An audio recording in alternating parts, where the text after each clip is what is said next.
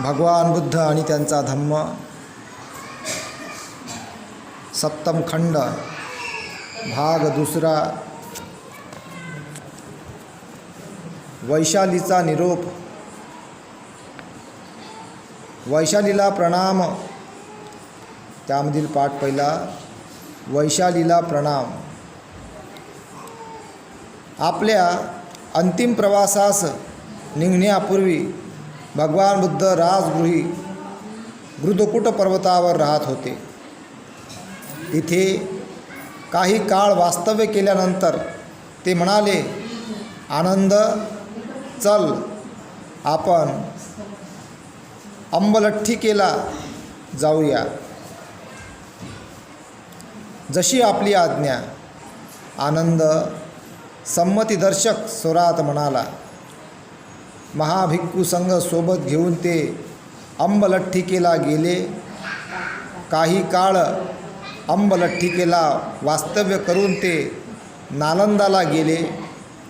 नालंदाहून ते मगध देशाची राजधानी असलेल्या पाटलीग्रामास गेले. पाटलीग्रामाहून कोटीग्रामाला आणि कोटीग्रामाहून नादिका येथे ते गेले. ह्या प्रत्येक स्थानी ते काही दिवस थांबले आणि भिक्खू संघासाठी किंवा उपासकांसाठी त्यांनी तिथे प्रवचने केली.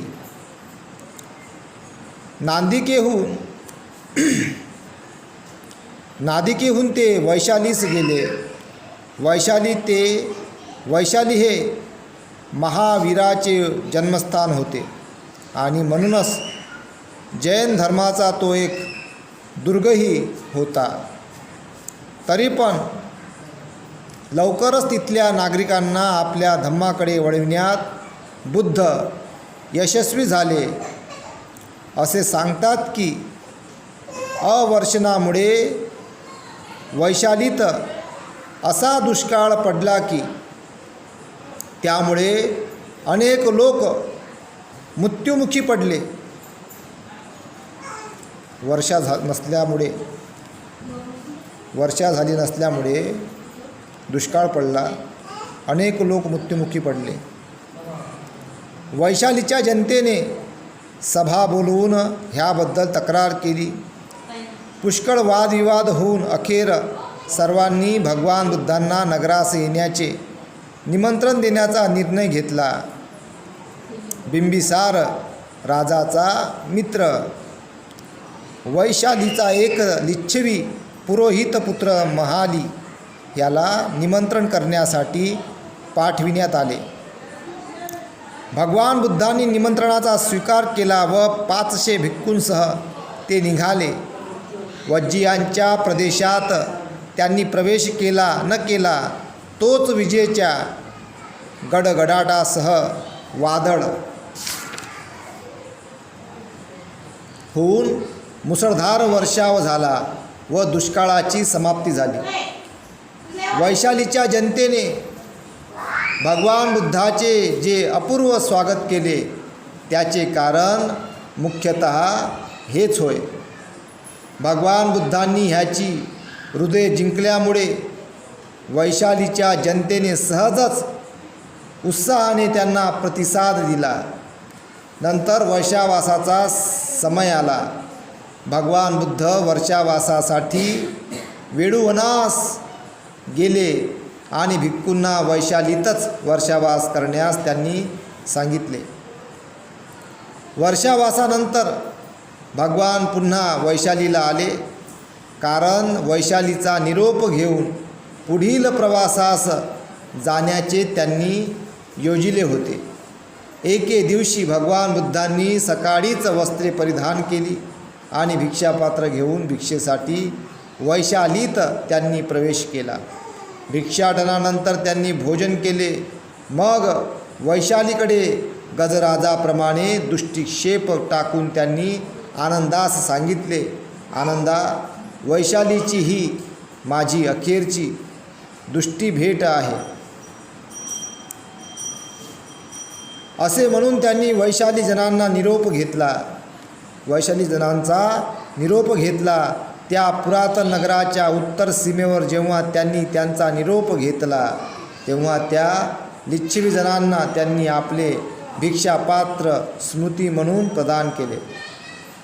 ही त्यांची वैशालीची अखेरची भेट होती. त्यानंतर पुनर्भेटीसाठी ते जगले नाहीत.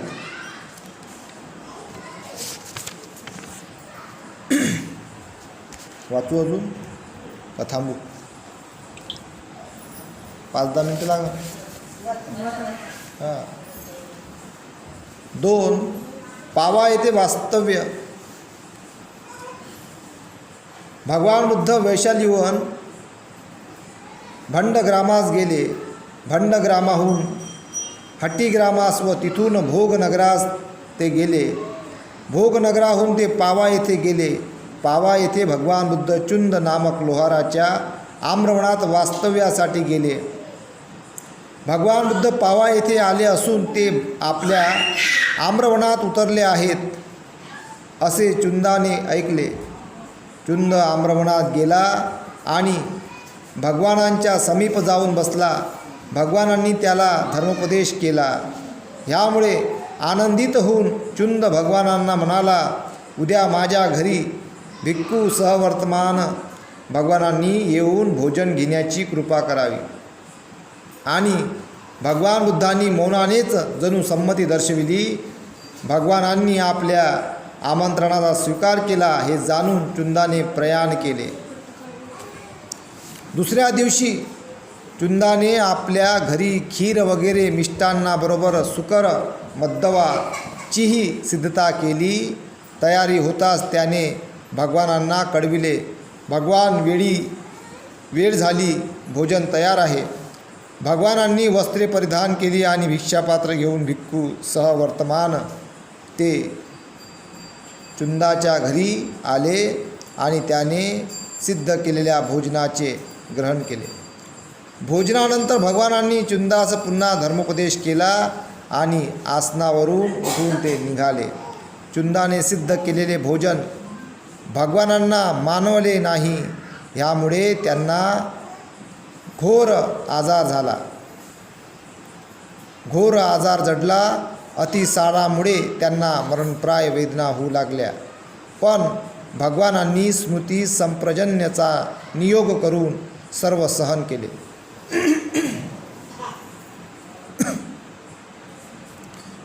पण भगवानांनी स्मृती संप्रजन्याचा नियोग करून सर्व सहन केले.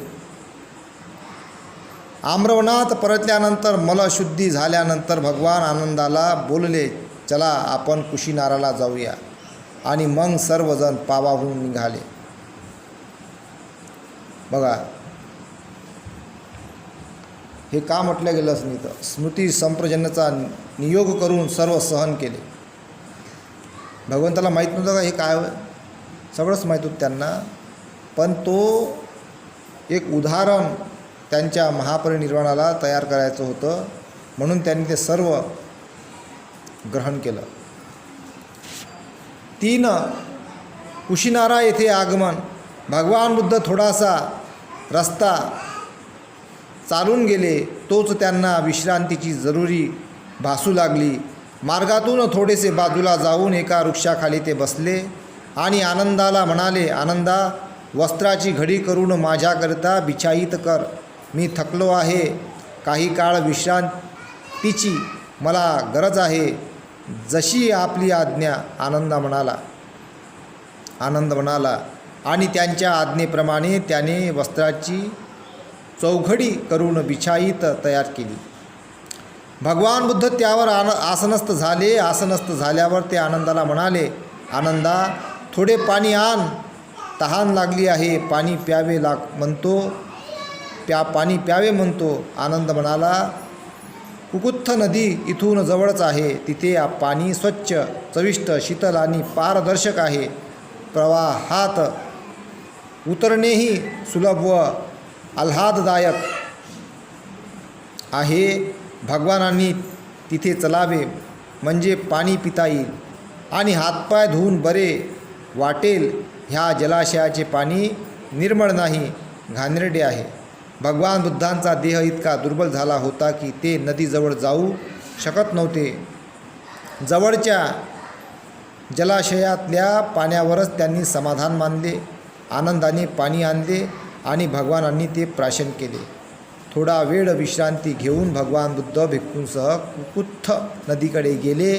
तिथे आल्यावर ते पाण्यात उतरले आणि त्यांनी स्नान व जलप्राशन केले. दुसऱ्या दिवशी दुसऱ्या तीरावरून ते बाहेर आले आणि आम्रवनाकडे त्यांनी प्रयाण केले. तिथे पोचल्यावर त्यांनी बिछाईत पसरवण्यास पुन्हा सांगितले. मी थकलो आहे, जरा पडावे असे वाटते. त्यांच्या आज्ञेप्रमाणे वस्त्राच्या चौघडीची बिछाईत करण्यात आली आणि भगवान त्यावर विश्रांतीसाठी आडवे झाले. काही काळ विश्रांती घेतल्यानंतर भगवान उठून बसले आणि आनंदाला म्हणाले, आनंदा, आपण मल्लाच्या शालवनात जाऊया. हिरण्यवतीच्या दुसऱ्या तीरावर कुशीनारात ते उपवन आहे. आनंदाबरोबर ते तिथे जाऊन पोचले व 2 शालवृक्षाच्या मध्ये आपल्या वस्त्राच्या चौघडीची बिछाईत घालण्यास सांगताना आनंदाला ते म्हणाले, मी थकलो आहे, इथे पडावे असे वाटते. आनंदाने बिछाईत तयार केली आणि भगवान बुद्ध त्यावर जाऊन पहुडले. तर अशा प्रकारे आहे. तर बाकी भाग आपण उद्याला घेऊया. इथेच थांबतो. साधू साधू साधू.